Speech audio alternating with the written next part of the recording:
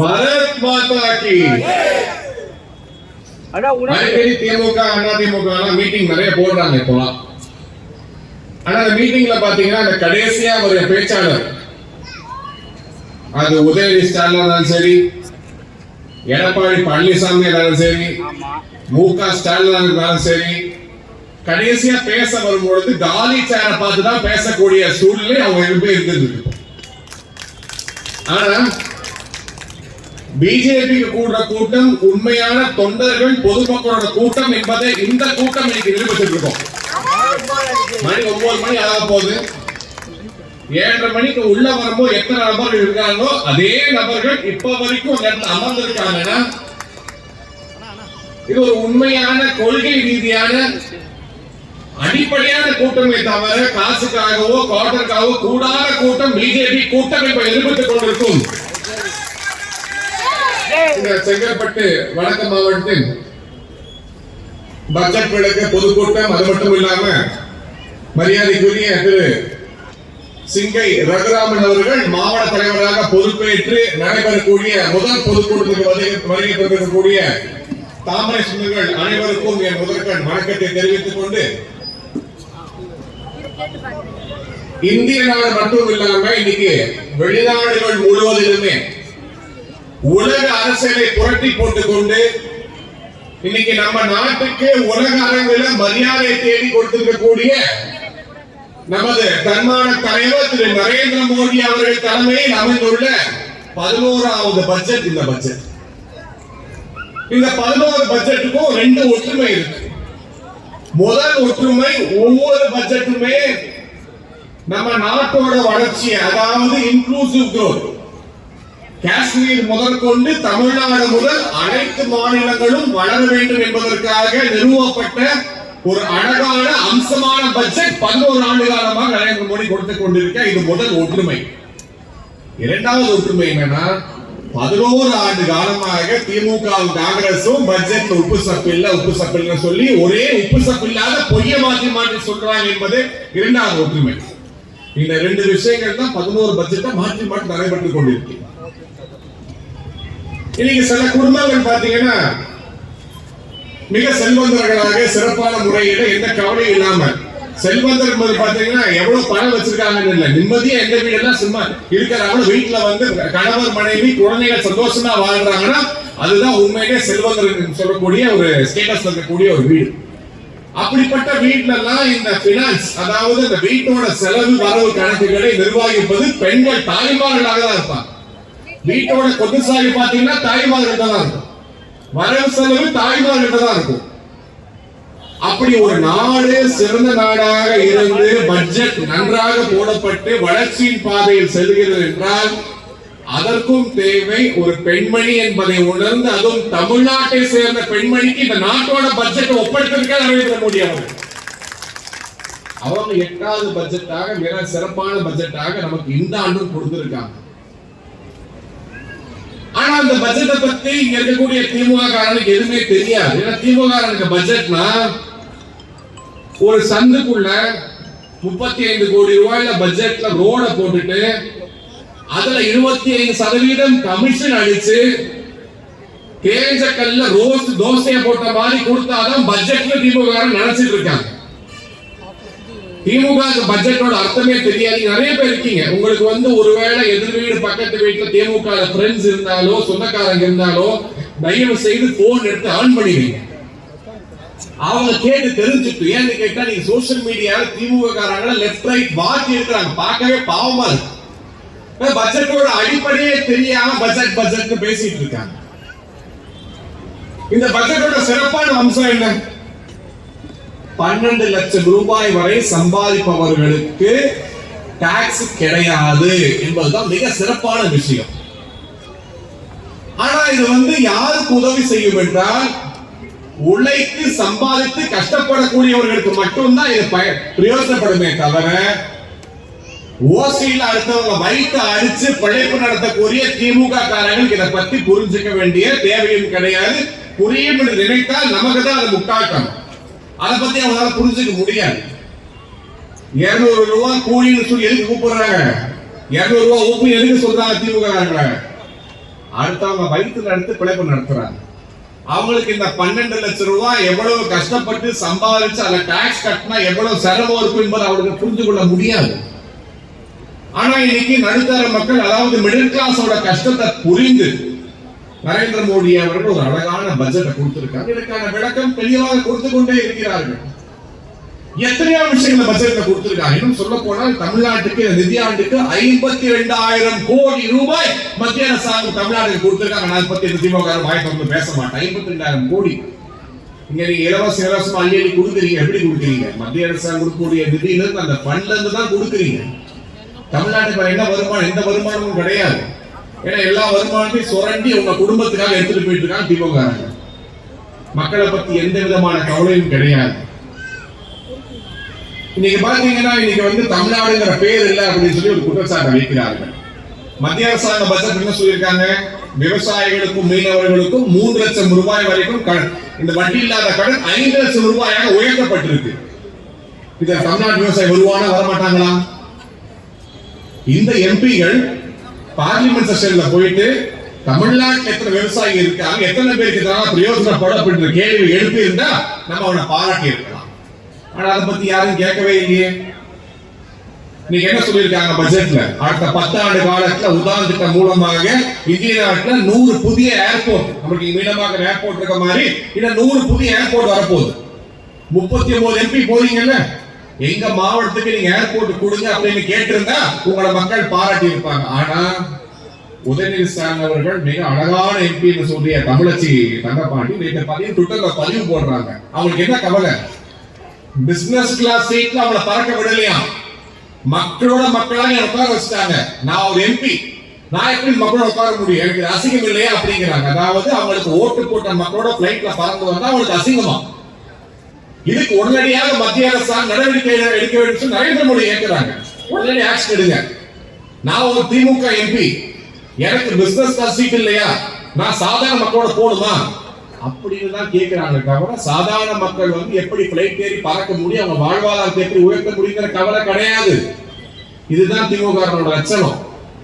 இவங்க எப்படி பட்ஜெட்டை பத்தி பேசுவாங்க?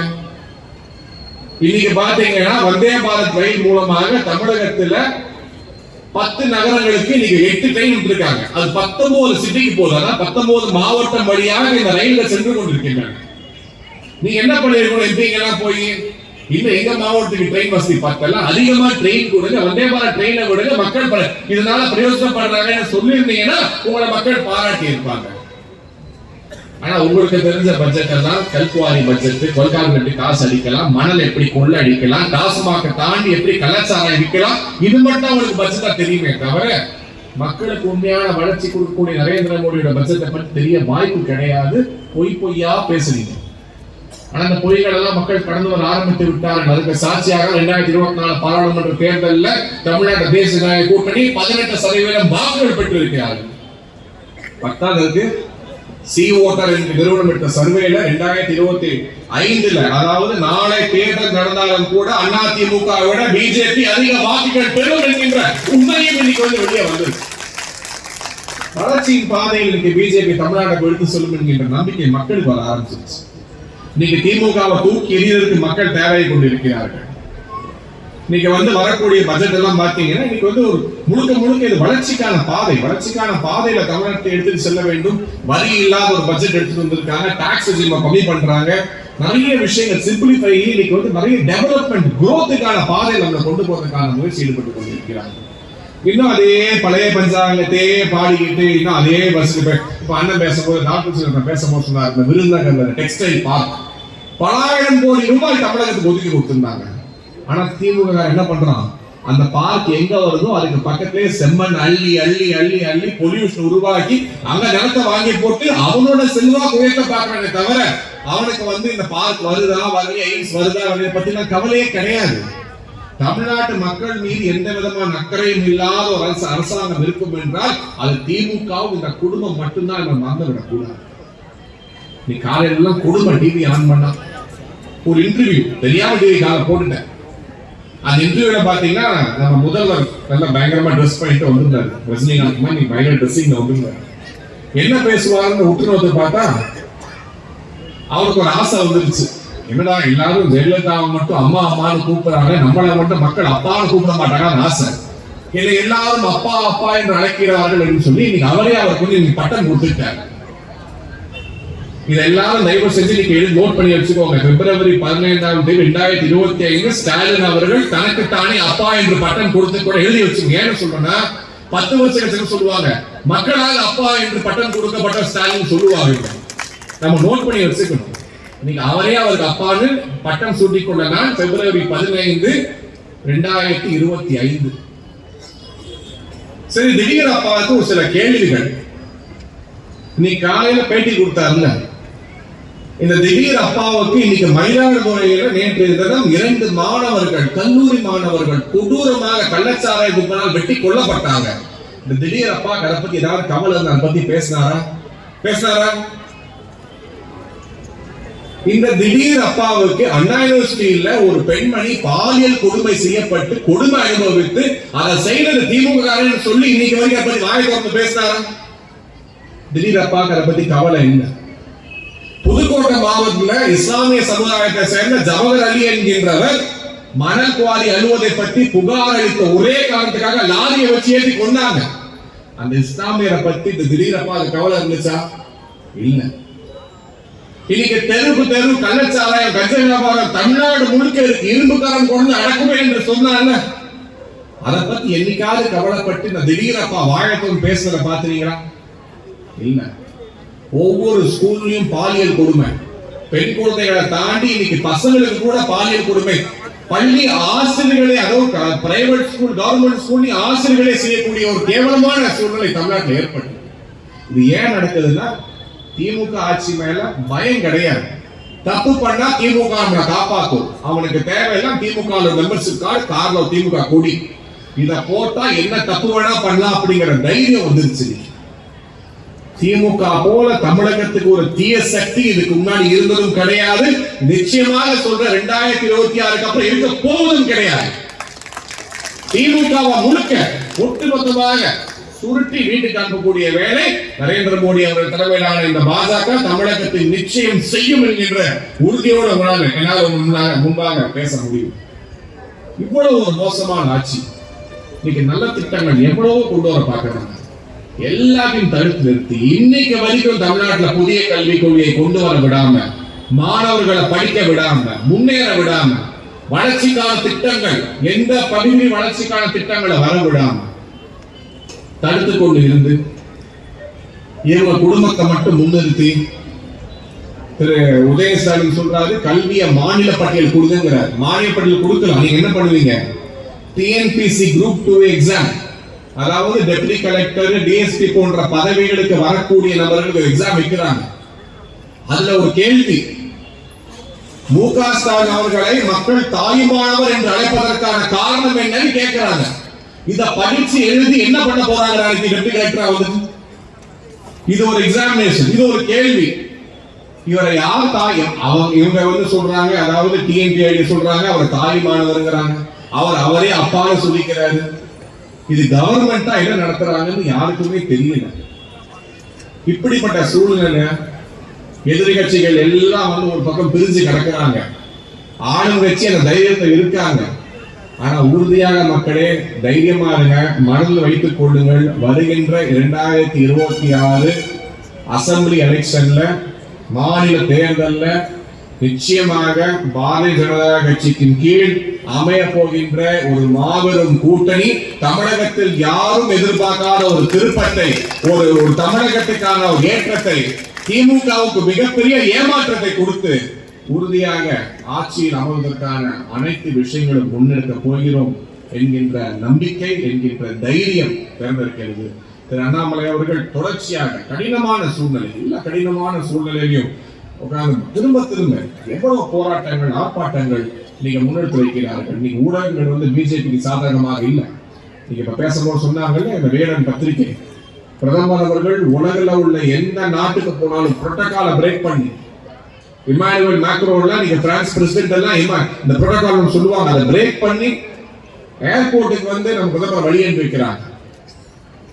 உலக நாடுகள் பார்த்து பயப்படக்கூடிய ட்ரம்ப் அவர்கள் நம்ம பிரதமருக்கு சேர் எடுத்து போடுறாரு. இந்த அளவுக்கு நம்ம பிரதமரோட மரியாதை உயர்ந்திருக்கக்கூடிய ஒரு சூழ்நிலையில அவருக்கு கை கால விலங்க போட்டு ஒரு பத்திரிகை செய்தி வெளியிடுறாங்கன்னா இது நம்ம நாட்டுக்கு செய்த துரோகம். அந்த துரோகத்துக்கான பலனை இன்னைக்கு இந்த விகடனை நீங்க அனுபவிச்சுட்டு இருக்காங்க. பத்திரிகை சுதந்திரம் என்பது ரெஸ்பான்சிபிளா இருக்கணும். அந்த ரெஸ்பான்சிபிலிட்டி மீறி நம்ம நாட்டோட பிரதமர் பிஜேபி பிரதமர் கிடையாது. இந்தியாவில் வாழக்கூடிய 140 கோடி மக்களுக்கும் அவர்தான் பிரதமர் என்பதை நினைவில் கொள்ள வேண்டும். அவர் அசிங்கப்படுத்துவதை இந்தியர்கள் யாரும் அனுமதிக்க மாட்டார்கள். அதை ஊடகங்களும் புரிந்து கொள்ள வேண்டும், மக்கள் புரிந்து கொள்ள வேண்டும். குறிப்பா இந்த வாய்க்கு வந்தபடி பேசக்கூடிய இந்த திமுகவை சார்ந்த நபர்கள் உணர வேண்டும். பட்ஜெட்னா என்னன்னு தயவு செஞ்சு புரிஞ்சுக்கோங்க. எதுக்காக போடுறாங்கன்னு தெரிஞ்சுக்கோங்க. உங்களுக்கு கொடுக்கக்கூடிய அந்த 200 ரூபாய்க்காக வாய்க்கு வந்த கண்டதை பேசி உங்களே நீங்க ஏமாத்திக்காதீங்க என்கின்ற அறிவுரை உங்களுக்கு கூறி, உங்களுக்கு புரியலன்னா பக்கத்து வீட்டுல பிஜேபி கண்டிப்பா இருப்பாங்க, அவங்களை போய் கேளுங்க. எங்க ஆளுங்க சொல்லி கொடுப்பாங்க, இந்த பட்ஜெட்ல என்ன இருக்குன்னு சொல்லி கொடுப்பாங்க. கொஞ்சம் அதிகம் வளர்த்துக்கோங்க. முட்டாள்தனமா இருந்து உங்க தலைவர்களோட ஏமாறாதீங்க. ஏன்னா கடைசி வரைக்கும் திமுக கொடி கட்டுறவங்க கொடி கட்டிட்டே தான் இருப்பான். ஆனா கொடி கட்டினவன் போஸ்ட் ஓட்டினவன் இன்னைக்கு பிஜேபி மேடையில வந்து அலங்கரித்து மாவட்ட தலைவர்களாக மண்ட தலைவராக வரக்கூடிய தகுதி பெற்றவர்கள் என்பதை மறந்து விடாதீர்கள். இது தகுதியின் அடிப்படையிலான கட்சி. இந்த கட்சிக்கு அறிவு என்பது கிடையாது. ஏனென்று கேட்டால் ஒரு குடும்பத்தை நம்பி பிஜேபி கிடையாது, கொள்கையை நம்பி மட்டும்தான் பிஜேபி இருக்கிறது. இந்த கொள்கை என்பது இந்த உலகில் கடைசி இந்து உள்ளவரை பிஜேபி என்கின்ற இயக்கம் நிச்சயம் இருக்கும் என்பதை மனதில் நிறுத்திக் கொள்ள வேண்டும் என்று கேட்டுக்கொண்டு இந்த மேடையிலே இந்த மாவட்டத்தை இதற்கு முன்பாக மிக சிறப்பாக வழிநடத்திய அண்ணன் திரு வேதா சுப்பிரமணியம் அவர்களுக்கும், மேலிருக்கக்கூடிய திரு மரியாதைக்குரிய முன்னாள் மாவட்ட தலைவர் திரு குருமூர்த்தி அவர்களுக்கும், திரு மகளிரணி சார்ந்த திரு மகேஸ்வரி அவர்களுக்கும், இளைஞரணியின் மாநில பொதுச் செயலாளர் திரு மோகன்குமார் அவர்களுக்கும், திரு ஐடி பிரிவின் மாநில செயலாளர் திரு விபின் பாஸ்கர் அவர்களுக்கும், மாநில பொதுக்குழு உறுப்பினர் அண்ணன் திரு ராஜேந்திரன் அவர்களுக்கும், எனக்கு முன்னால் உரையாற்றிய மாநிலத்தின் துணைத் தலைவர் அண்ணன் திரு டாக்டர் அவர்களுக்கும், அக்கா திருமதி சுமதி வெங்கடேசன் அவர்களுக்கும், இந்த மண்டல தலைவர் திரு வெங்கடேசன் அவர்களுக்கும், திரு கே சுனில் அவர்களுக்கும் எனது வணக்கங்களை தெரிவித்துக் கொண்டு திரு ரத்னபாலசுப்ரமணியம், திருமதி புவனேஸ்வரி, திருமதி ராதிகா ரமேஷ், திரு ஜோதி பிரகாஷ், திரு கோகுலகிருஷ்ணன், திரு பொடிசை ரவி ஆகிய முன்னாள்